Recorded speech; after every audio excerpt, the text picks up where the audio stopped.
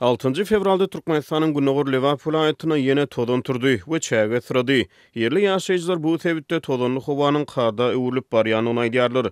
Bular barada da Atyk radiosynyň habarçysy 7 fevralda maglumat berdi. Hidrometeorologiya maglumatlaryna görä sebitde sişenbe güni şemalyň tilligi sagatda 17 km çenine çykdy. Mundan öňe soňky bir hepdäniň dowamyny ortaça tilligi sagatda 8 km töweregine üýtgäp duran şemal 6 fevralda güýçlenip gumsa wurdy. Yerli ýaşaýjylar çägäniň günorta Günogor sebitlerden süýüşip gelenini aýdýarlar. Açyk meýdanda işleýän adamlar tozanly howadan goranmak üçin agyz burun örtüklerini geydiler, gözlerine äýnek dakdylar. Tozanly howa adamlaryň saglygyna ziýan ýetirýär. Diýip Atyk radiosynyň habarçysy maglumat berýär. Bu sebitde oktyabr aýyndan bäri ýygy-ýygydan ýel turýar, gum sowurulýar we çäge turýar. Atyk radiosynyň habarçylary sebitde turýan çägeli harakatlar barada oktyabr, noýabr we dekabr aýlaryna, şeýle-de ýanwar aýynyň dowamyna ençemegedek habar berdiler. Gaýtalanýan tozanly howanyň ýygyny ahyr soň ýanwaryň aýagyna Günogor sebite güýçlü ýagyş ýagdy, howany çägeden araslady. Meteojurnal neşri ýanwaryň ahyryna sebit merkezine ýagan ýagyşyň aýlyk kadadan 1,5 esse töweregi ýokary bolanyny habar berdi. Atyk radiosynyň habarçylary 29 ýanwarda Türkmenabada ýagan ýagyşyň şäher infrastrukturasyny agramsalanyny habar berdiler. Ýöne ýagyş ýagmurdan soňra 6 fevralda ýene-de howa hapalany çäge sowurulup tozan turdy. Lewapda indi tozanly howa kada öwrülüp barýar. Soňky 6 aýyň dowamynda hasaplap görsöň,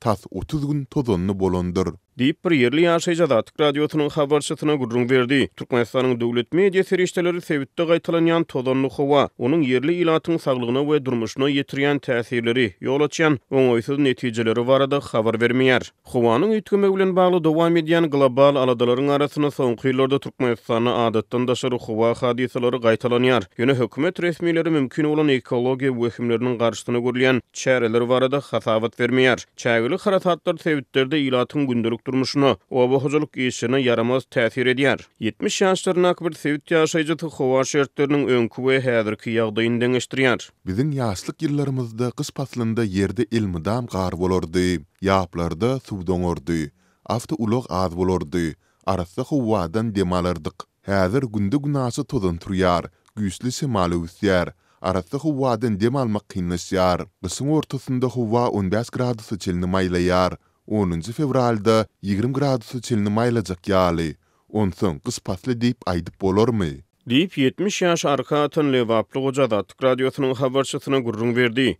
Sişenbe güni sebitde turan tozan Türkmenabadyň halkara howa mendeliniň uçuş gonuş zowlagyny esewan edýän işgärleri hem ünje goýdy. 6 fevralda Türkmenabada gonan uçurlar hem yaramaz howa şertleri sebäpli kynçylyk bilen gondular. Aeroport çöle goly ýerleşýär.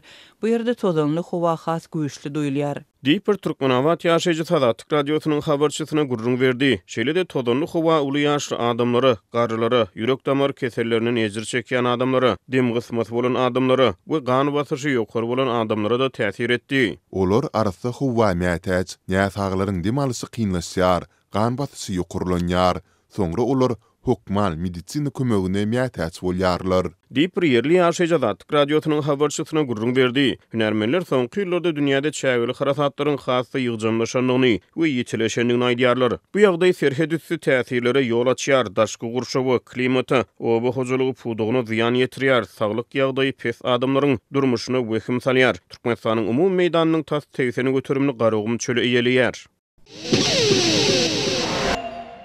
Aşgabatyň çağılar baglarynyň ençemesinde döwlet tarapyndan körpelere berilýän azyk önümleri wyjdansızlyk bilen ogurlanýar diýip mektebeçenli bilim idaralarynyň işgärleri aýdýarlar. Anonim şertde Azatlyk radiosynyň paýtagtdaky habarçysy bilen söhbetdeş bolan terbiýeçiler we olaryň kömekçileri ogurlugyň çağılar baglarynyň ýolbaşçylary bilen olaryň iýmite jogapkär resmiýler bilen bilelikde amal edilýändigini bellärler. Nefsini öňüne oklan resmiler çağılar baglarynyň naharhanalaryna jogapkär işgärleri bilen dil döwüşüp, her ay çağılaryň agzyndan kesip olara berilmeli azyk önümlerini doly bermän iýmiti öz aralarynda paýlaşýarlar we hususiýetçilere satýarlar. Bu önümleriň arasynda süýt gatyk önümleri, tüwi, makaron ýaly önümler bar. Dip çağlar bağlarının birinin terbiyeçisi aýtdy. Terbiyeçiler bu ýagdaýlaryň paýtagtyň beýleki mektebeçenli bilim edaralary bilen bir hatarda 90-njy, 93-njy we 126-njy çağlar bağlarında ýyllar boyu gaýtalanyp gelýändigini aýdýarlar. Terbiyeçiler we olaryň kömekçileri bu ýagdaýlary görüp bulardan habarly bolsalar-da olara bu barada ýyl arasynda agzyny ýarmazlyk berk tawşyrylýar. Bu barada gurrun godanlaryň işden boşadyljak o barada haýbat atylýar diýip başga bir çağlar bagynyň terbiyeçisi gurrun berdi. Onuň tasdiklamagyna görä çağlar baglarynyň ýolbaşçylary mektebe çenli bilim edarasynyň zerurlyklary üçin döwlet tarapyndan üpçün edilýän serişdeleri hem öz jüwlerini urýarlar. Soňra ýolbaşçylar bizden bu serişdeleri ýagny arasaçylyk önümlerini, gapgaç ýuwjy we beýleki serişdeleri, hajathana kagyzlaryny, salfetkalary satyn almak üçin çağlaryň hosarlaryndan pul ýygnamagy talap edýärler diýip paýtagtly terbiýeçi bellidi. Terbiýeçiler we olaryň kömekçileri çağlar baglarynyň ýolbaşçylarynyň talaňçylygynyň munyň bilen hem çäklenmeýändigini aýdýarlar. Olaryň tasdiklamagyna görä terbiýeçiler we olaryň kömekçileri hem her aýda 150 manatdan 200 manada çenli pul serişdesini nagt görnüşde ýolbaşça tawşyrmaga mejbur bolýarlar. Resmi däl ýygnalýan bu serişdeleriň çağlar baglarynyň zerurlyklary we köpçülikliň mejburi çärelerden boşatmak üçin alınýandygyny aýdýarlar. Bu puly bermedikler işgärleriniň resmi dinç günlerine garamazdan her hepdäniň şenbe we ýekşenbe günleri mejburi çärelere şol sanda şäheri arasalamak işlerine alınıp gidilýär. Dip terbiyeçi aýtdy.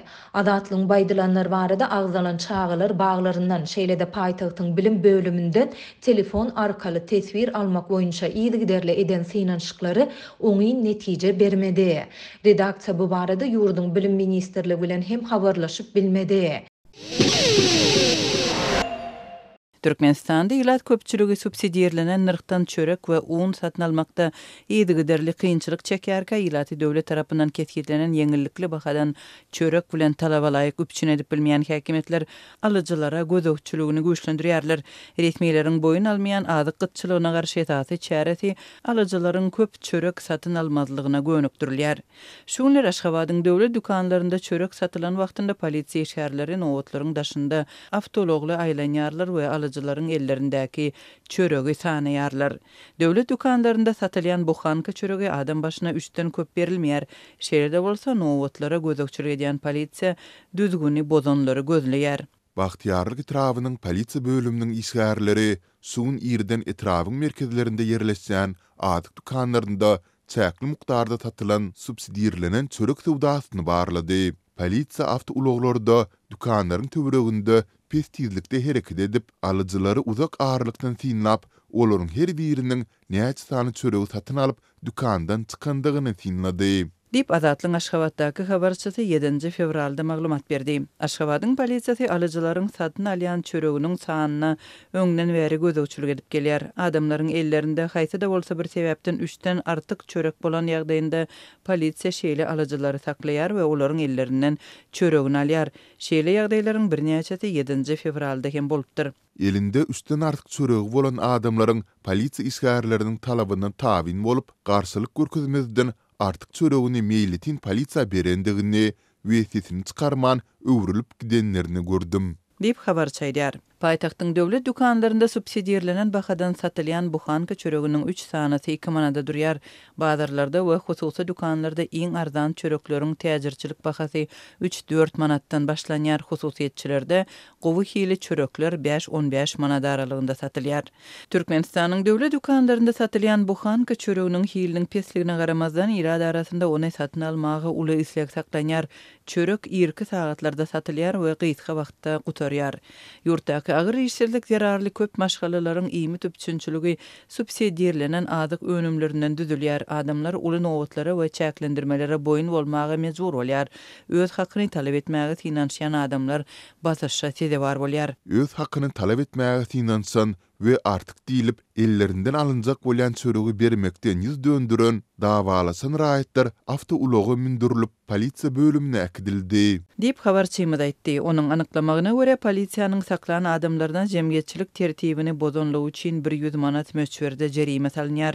Azatlyk bilen gürleşen Aşgabatlylar çörek sowdasynyň günde dawa jenjel bilen geçýänligini, dartgynlygyň hem alyjylaryň sowdagarlar hem de nowatda duranlaryň öz arasynda şeýle hem raýatlaryň polisiýa işgärleri bilen arasynda ýüze çykýanlygyny görüň berýärler. Häkimetler bu meseleni çözüp bilmeýär. Ne çöregiň arzan bahadan sowdasyny kadalaşdyrýar, ne de subsidiýalenen bahany doly ýatyryp bazar bahasyna geçmek kararyna gelýär. Dip Aşgabatyň ýaşaýjysy öz pikirini paýlaşdy. Türkmen hökümeti 6 ýyl bäri dowam edip gelýän azyk gytçylygyny boýun almaýar. 2017-nji ýylyň aýagynda dören un we çörek gytçylygy ýyllar boýy saklanýar, käte has ýitileşýär.